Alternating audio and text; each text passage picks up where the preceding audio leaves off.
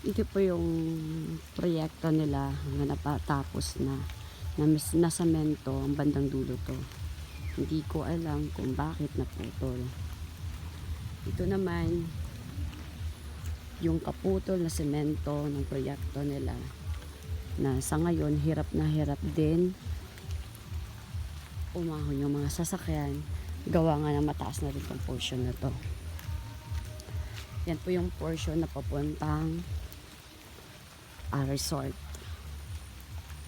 Pero yung semento na yan hanggang sa dulo, dead in na siya. Wala na siyang lusutan kung saan ka man pupunta.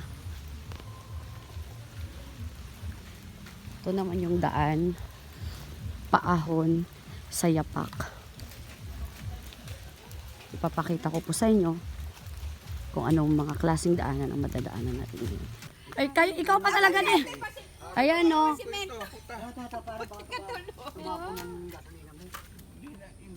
Sobrang dulas kasi. Ayan na, mga guys. Good morning. Ayan, sumimplang na ang motor. Hala, ano yung tumagas-gas? Ah, Ayan na, nahulog ko. Pareho. Mga tapakan. Ulang. Kaya ako sandali eh. ayan. Ayan, sumimplang na ang motor dito. Sinalubong ka talaga nila. Oo, Ito yung sinalubong pag-uwi. Pasimento na itong daan na to. Kaya nga hindi ako tumitigil mare na Kakainis. ipos ko eh. Dudugtungan na lang. Yan ang ano, paano pag mga bata ang sakay. Tignan nyo yung likod ni Ninang. Oh. Akin Ninang. Ninang. Dahilan na naman nila yan pare. Ayan, yung likod ni Ninang sobrang dumi. Stan, Oh, kasi na ano ako. Yung Sumimplang ka. buti di ka napilay Ninang. Tingnan mo. Diyos ko Lord. Ito do kasi sabi ko sa'yo, kunin mo yung asaro, lalima mo para ang tubig diretso mo. Para hindi matuyuan yung doon. Si Papa din, na-disgrasya din yan kahapon. Yan ang legit lang. Ito, Ayan oh. Ninang oh. Ninang nawala na camera. dito. Dapat ito tambakan. Okay. Malalim na to. Ako na nabiktima mismo. Tangin na yan. Yung pano dyan. Ipos mo yan. Ipos Oo. mo. Ito, mula lang yung motor. Grabe kasi, oh. Tignan mo naman yung tignan mo naman yung ano, sila pa talaga ang Tapos kami parang... hindi, sa kahapon sila Papa, natumba din mga bata ang sakay. Hindi, sabi ko ito, laliman. Kasi ang tubig galing dyan, umaagos kaya hindi matuyo doon, no? Wala, nung nandito ako, laging gusto ko. Ewan ko, sabi ko naman, ano yun si Eric na, ano, Urong ka dun, urong ka. Nadulas eh.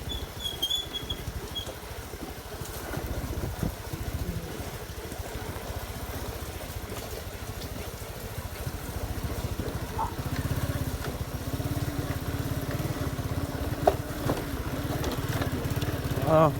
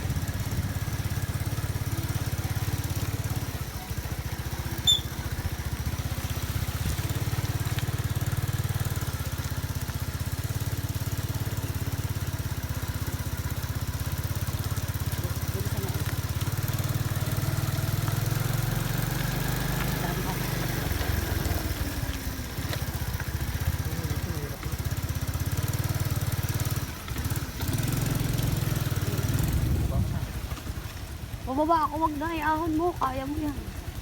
Madulas nga.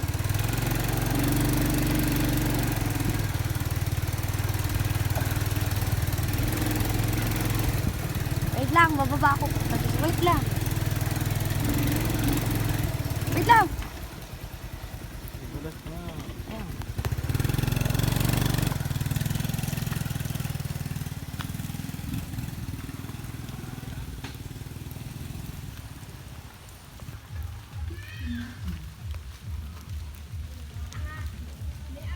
Ayan.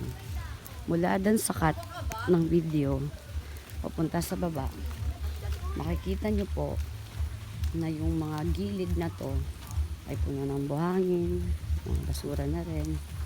Tsaka yung tubig na dumadalo ay hindi na sa mga kanal, kung di na sa gitna na siya ng kalsada. Kung saan gumagawa na ng lalim ang tubig sa gitna ng kalsada. Ganito po kahaba at ang status ng daan ang madadaanan ng mga bawat estudyante pag araw ng tag-ulan.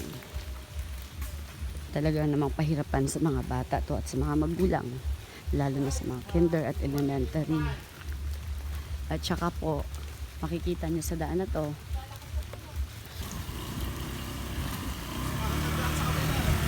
pangit din doon.